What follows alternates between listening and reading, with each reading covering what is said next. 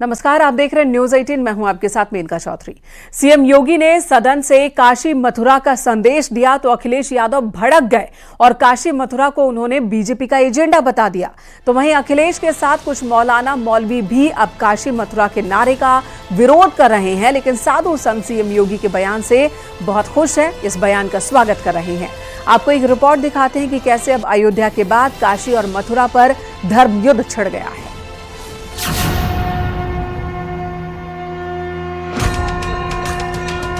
उस उत्तर प्रदेश जहां कोई आना नहीं चाहता था, आज देश और दुनिया का हर व्यक्ति उत्तर प्रदेश आने के लिए तैयार बैठा है। देखिए, अयोध्या का उत्सव लोगों ने देखा तो नंदी बाबा ने भी कहा, भाई हम काहे इंतजार करें, हमारे कृष्ण कन्हैया कहां मानने वाले हैं। योगी आदित्यनाथ ने सदन में काशी मथुरा का जिक्र क्या किया, समर्थन और विरोध शुरू हो गए। सियासत दो धड़ों में बट गई और फिर शुरू हो गई समाजवादी पार्टी की बेचैनी, क्योंकि अखिलेश यादव ने कहा कुछ शहरों का नाम लेना सिर्फ पॉलिटिकल एजेंडा है। हमने तो केवल 3 जगह मांगी, अन्य जगहों के बारे में कोई मुद्दा नहीं था। अयोध्या के लिए, और देखिए, अयोध्या का उत्सव लोगों ने देखा तो नंदी बाबा ने भी कहा, भाई हम काहे इंतजार करें,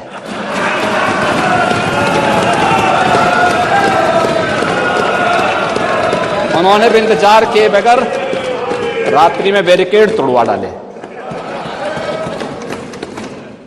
और हमारे कृष्ण कन्हैया कहां मानने वाले हैं।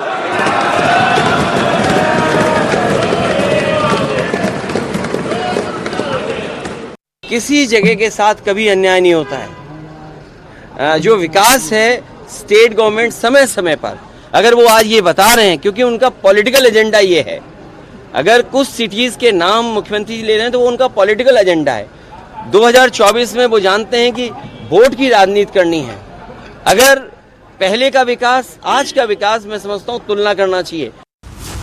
दरअसल सीएम योगी ने सदन से संदेश दिया कि अयोध्या का उद्धार हो चुका है, तो अब बारी काशी और मथुरा की है, जिस पर अखिलेश यादव के बाद मौलाना मौलवी भी परेशान हैं। तो वही साधु संतों ने तारीफ की है। यशस्वी मुख्यमंत्री योगी आदित्यनाथ जी महाराज ने, और पांडवों की तरह जैसे उन्होंने 5 गांव मांगे थे, तो उन्होंने 3 जगह मांगी है, अयोध्या, काशी और मथुरा। लेकिन मैं कहना चाहूंगा, हम 3 जगह नहीं, हम भारत राम कृष्ण और ऋषियों का देश है। यहाँ मंदिर और देवालय हैं, जहां जहां आक्रांता औरंगजेब और बाबर जैसों ने मंदिरों को तोड़कर अपने गुम्बद टोपा जैसे पहरा दिए थे, वो सब हटने चाहिए। योगी आदित्यनाथ जी ने ये कहा है कि अयोध्या और ज्ञानवापी मस्जिद, शहीदगाह मस्जिद को चाहिए कि मुसलमान हमारे सुपुर्द कर दें।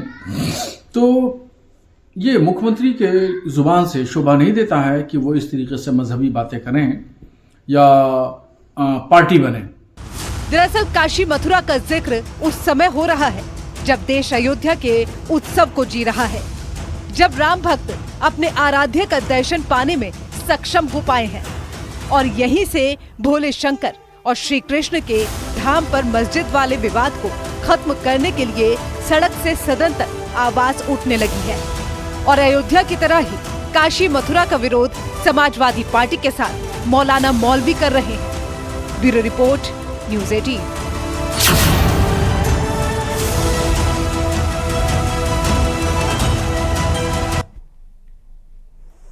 इधर स्वामी प्रसाद मौर्य ने इस बार सदन के अंदर राम विरोध में कई विवादित बयान दिए। उन्होंने भगवान राम की प्राण प्रतिष्ठा पर सवाल खड़े किए और सजीव निर्जीव वाली टिप्पणी भी की, जिस पर समाजवादी पार्टी 2 धड़े में बढ़ चुकी है। तो वहीं बीजेपी का कहना है कि स्वामी मौर्य अखिलेश यादव की लिखी स्क्रिप्ट ही पढ़ रहे हैं, इसलिए अब तक उन्हें पार्टी में महासचिव बनाए रखा गया है।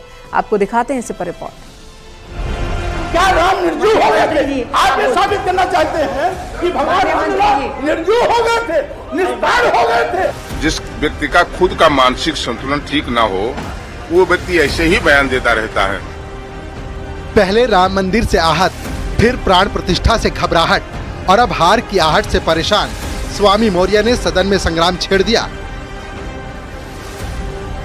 स्वामी मौर्य पार्टी गाइडलाइन से हटकर राम मंदिर का विरोध करने लगे और रामलला की प्राण प्रतिष्ठा पर सवाल खड़े कर दिए।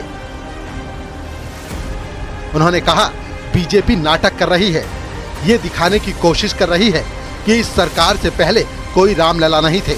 क्या राम निर्जीव हो गए थे जो प्राण प्रतिष्ठा की जरूरत पड़ी? प्राण प्रतिष्ठा कहां से आ गया? आप उस रामलला को जो छावनी में थे उनको ले जाके वहां स्थापित करना चाहिए। प्राण प्रतिष्ठा कहां से आ गया? जो पहले से पूजा जा रहा है उसको प्राण प्रतिष्ठा कहां से? क्या राम निर्जीव हो गए थे? आप ये साबित करना चाहते हैं कि भगवान रामलला निर्जीव हो गए थे, निस्तार हो गए थे?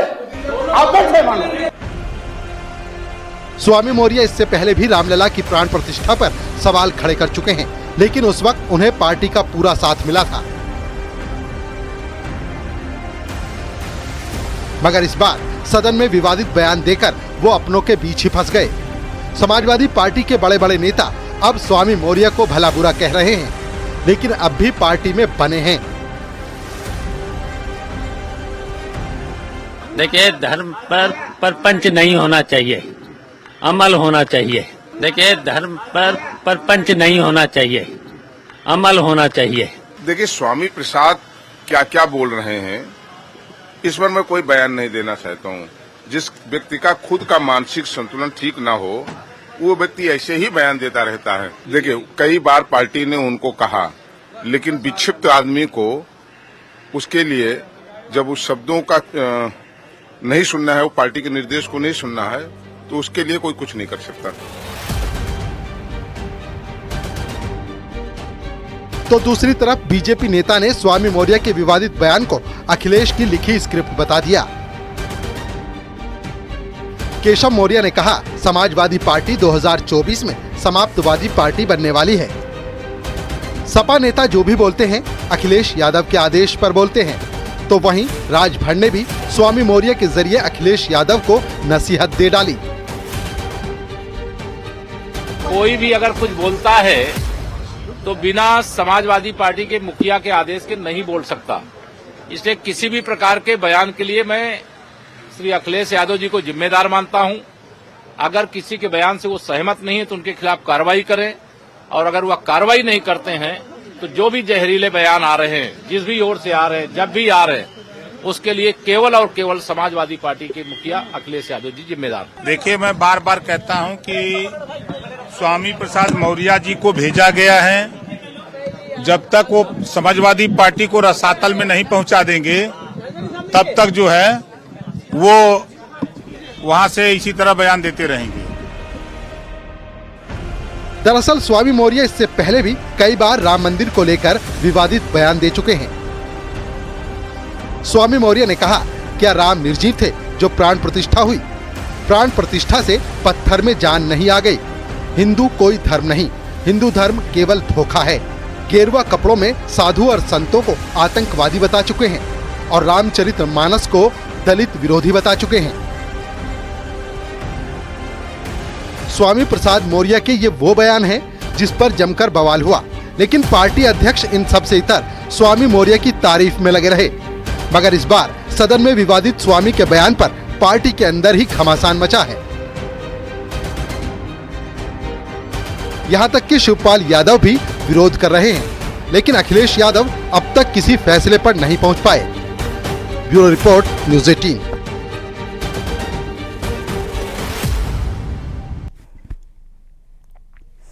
बीजेपी से गठबंधन पर आरएलडी का बड़ा बयान सामने आया। आरएलडी प्रवक्ता पवन आगरी ने कहा है कि गठबंधन के लिए बीजेपी ने पेशकश की। बीजेपी 4 सीट पर लड़ने की बात कह रही है, हमें देने की बात कर रही है। हमने 12 सीट पर लड़ने की तैयारी की है। गठबंधन किसके साथ होगा ये तय करेंगे। कई पार्टियां गठबंधन के लिए हमारे पास आ रही हैं, तो इस तरह की बात अब आरएलडी की ओर से की गई है। देखिए, ये चुनावी वर्ष है और सारी पार्टियां हमें ऑफर कर रही हैं, क्योंकि हमारा एक राजनीतिक वजूद है, हमारे 9 विधायक हैं, तो निश्चित रूप से बहुत सारी पार्टी हमसे गठबंधन के लिए आतुर है, तो बातचीत चल रही है। सफाई पार्टी कहना है कि आरएलडी के साथ है। देखिए वो कौन होते हैं इस बात को कहने वाले कि क्योंकि ये तो हमारी पार्टी का अपना वजूद है, हमारा राष्ट्रीय नेतृत्व तो कहेगा कि हम किसके साथ हैं। भाजपा से क्या बातचीत चल रही है इस तरीके की? देखिए भाजपा के लोगों के द्वारा तो पिछली बार भी ऑफर किया गया था, इस बार भी किया गया है, लेकिन वो 4 सीट की बात कर रहे हैं, लेकिन हमने 12 लोकसभा सीटों पर तैयारी की है, तो इस बात का निर्णय तो हम लेंगे कि हम किसके साथ गठबंधन में चुनाव लड़ेंगे। मान सकते हैं कि आने वाले समय में ऑलरेडी बीजेपी के साथ देखेंगे। देखिए ऐसा है, जो जनता के और किसानों के हित के लिए जो भी पार्टी हमारी मांगों पर सहमत होगी, हम उसके साथ चुनाव लड़ेंगे। किस तरीके की मांग है आपकी सीटों को लेकर? देखिए हमारी तो यही है कि जो हमारा वजूद है और जिनके लिए हमने संघर्ष किया है, चाहे वो कामगार लोग हों, चाहे जो हमारे युवा लोग हैं, हमारे जो बेरोजगारी एक बहुत बड़ा मुद्दा है, तो ऐसे बहुत सारे मुद्दे हैं जिनको लेकर हमने अपना पार्टी का जो घोषणा पत्र जारी किया था, और जो भी हमारी उन मांगों पर सहमत होगा हम उनके साथ चुनाव में इस बार लड़ेंगे। और इसी गठबंधन से जुड़ी एक और बड़ी खबर है। आरएलडी ने 12 फरवरी को अपना कार्यक्रम टाल दिया। 12 फरवरी को छपरौली में चौधरी अजित सिंह की प्रतिमा का अनावरण होना था। अब आयोजकों की ओर से यह दावा किया जा रहा है कि प्रतिमा का अनावरण करने के लिए आने वाले थे जयंत चौधरी अखिलेश यादव के साथ, लेकिन फिलहाल ये तारीख आगे बढ़ा दी गई है, कार्यक्रम टाल दिया गया है और कार्यक्रम टाला गया है जयंत चौधरी के निर्देशों पर ही। तो ये भी बातें सामने आ रही हैं कि अब नए गठबंधन के साथ ही इस प्रतिमा का अनावरण भी होगा। और आरएलडी के गठबंधन की चर्चाओं के दौर में फिलहाल ये जो कार्यक्रम था वो स्थगित हो गया है। हम वहीं मौजूद है, छपरौली के इंटर कॉलेज में हम मौजूद हैं, जहां पर जो है मूर्ति की स्थापना हुई है और इसी का अनावरण करने जयंत चौधरी को आना था। उनके साथ अखिलेश यादव के पहुंचने की भी चर्चा है, जोरों पर थी, लेकिन फिलहाल ये मूर्ति अनावरण कार्यक्रम है ये स्थगित हो गया है। मेरे पीछे आप देख सकते हैं मूर्ति पूरी तरह से स्थापित हो चुकी है, बनकर तैयार है, चबूतरा बन चुका है, निर्माण कार्य पूरा हो चुका है और 12 तारीख में इसका जो है अनावरण होना था। फिलहाल यह अनावरण टल गया है। उधर उत्तराखंड में पास हुए यूनिफॉर्म सिविल कोड को लेकर all India Muslim personal law board का बयान सामने आया। AIMPL ने कहा है कि उत्तराखंड सरकार का प्रस्तावित कानून अनावश्यक है और विविधता में एकता का अपमान है। साथ ही उन्होंने कहा कि इस बिल की जरूरत नहीं थी। यूजीसी को राजनीतिक लाभ लेने के लिए जल्दबाजी में पेश किया गया। महज दिखावा है ये बिल और राजनीतिक प्रचार से ज्यादा कुछ भी नहीं।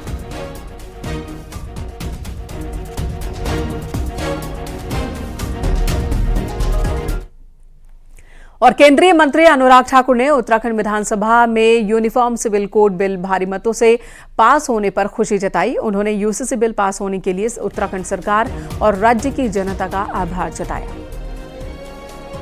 मैं उत्तराखंड की सरकार को बधाई देता हूं और साथ ही उत्तराखंड की जनता का आभार प्रकट करता हूं। जब हम चुनाव में गए थे तो हमने कहा था यूनिफॉर्म सिविल कोड लाएंगे, जनता ने हमें अपना आशीर्वाद दिया और हमारी सरकार ने, भारतीय जनता पार्टी की सरकार ने उत्तराखंड में यूनिफॉर्म सिविल कोड लेकर आए हैं। ये भारतीय जनता पार्टी ने जो धारा 370-35A को जम्मू कश्मीर से हटाने की बात कही थी, ट्रिपल तलाक से निजात दिलाने की बात कही थी, भव्य राम मंदिर बनाने की बात कही थी, भ्रष्टाचार मुक्त शासन देने की बात कही थी, और ये सारे वायदे तो हमने पूरे किए ही। अब उत्तराखंड में यूनिफॉर्म यूसीसी पर डिप्टी सीएम केशव प्रसाद मौर्य का भी बयान सामने आया। डिप्टी सीएम केशव मौर्य ने उत्तराखंड सीएम को बधाई दी और कहा कि यूसीसी देश के अन्य राज्यों में भी जरूरत के मुताबिक लागू किया जाएगा। मैं बहुत बधाई देता हूं, मैं बहुत खुश हूं। और यह देश जब अमेरिका में कानून है, पाकिस्तान में है, बांग्लादेश में है, तो भारत इससे पीछे क्यों रहे। तो अभी उत्तराखंड में यूसीसी आया है। आने वाले समय में मैं यही कहता हूं, अभी झांकी है, बाकी पूरी पिक्चर बाकी है। उत्तराखंड में यूसीसी लागू होने पर उत्तर प्रदेश के डिप्टी सीएम ब्रजेश पाठक ने भी बधाई दी और साथ ही कहा कि उत्तर प्रदेश में यूसीसी लागू करने के लिए समय पर फैसला लिया जाएगा। बहुत बधाइयां देता हूं, उत्तराखंड की जनता को बहुत बहुत बधाइयां देता हूं। और ये बहुत लंबे समय से डिमांड थी। समय आने पर उत्तर प्रदेश में भी इस प्रकार का आपको वातावरण देखने को मिलेगा और जब जैसे ही आएगा मैं आपको तुरंत सूचित करूंगा। उधर लखनऊ में CM Yogi Adityanath curtain raiser ceremony में शामिल हुए और इस मौके पर सीएम ने कहा कि 19 फरवरी को PM Modi ground breaking ceremony का उद्घाटन करेंगे। मुख्यमंत्री योगी आदित्यनाथ ने अपनी सरकार की उपलब्धियों का बखान करते हुए कहा कि पहली बार इंटरनेशनल ट्रेड शो ने नए कीर्तिमान गढ़े हैं। पहली बार इतने बायर्स ट्रेड शो में हिस्सा लेने पहुंचेंगे। योगी आदित्यनाथ ने कहा कि पहले की सरकारों पर उन्होंने निशाना साधते हुए कहा कि पहले लोगों में हताशा निराशा थी, आज लोगों के चेहरे खिले हुए हैं। सरकार की ओर से मिल रहे प्रोत्साहन से लोगों में रोजगार को लेकर पॉजिटिव माहौल दिख रहा है, लोगों को रोजगार मिल रहा है। पहले लोग यूपी से पलायन के लिए मजबूर थे, लेकिन अब टेक्नोलॉजी से लोगों को जोड़ा जा रहा है।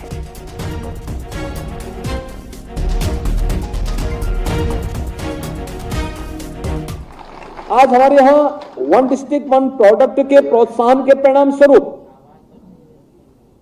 हमारा जो युवा उद्यमी है, जो पहले हताश और निराश था, आज उत्साहित है। मैं किसी भी जिले में जाता हूं, ओडीओपी की एग्जीबिशन देखता हूं और जब मैं वहां पे अपने उन उद्यमियों से बातचीत करता हूं तो उनके चेहरे खिले होते हैं। पहले जो बुझे हुए चेहरे थे, हताश था, निराश था, आज उनके चेहरे पर एक चमक दिखती है कि साहब हमारे लिए। अभी 19 फरवरी को आदरणीय प्रधानमंत्री जी उत्तर प्रदेश का चतुर्थ ग्राउंड ब्रेकिंग सेरेमनी का उद्घाटन करेंगे। अब सोचिए, उत्तर प्रदेश में 10 लाख करोड़ रुपए से अधिक के निवेश के प्रस्ताव का एक ही दिन में शिलान्यास हो जाएगा। तो 10 लाख करोड़ रुपए से अधिक के शिलान्यास के कार्यक्रम का मतलब 33 लाख नौजवानों को सीधे सीधे नौकरी।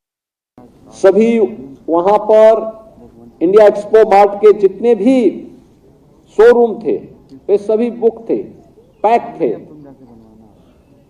लोग जा रहे थे। और उत्तर प्रदेश जैसी संभावना कहां है?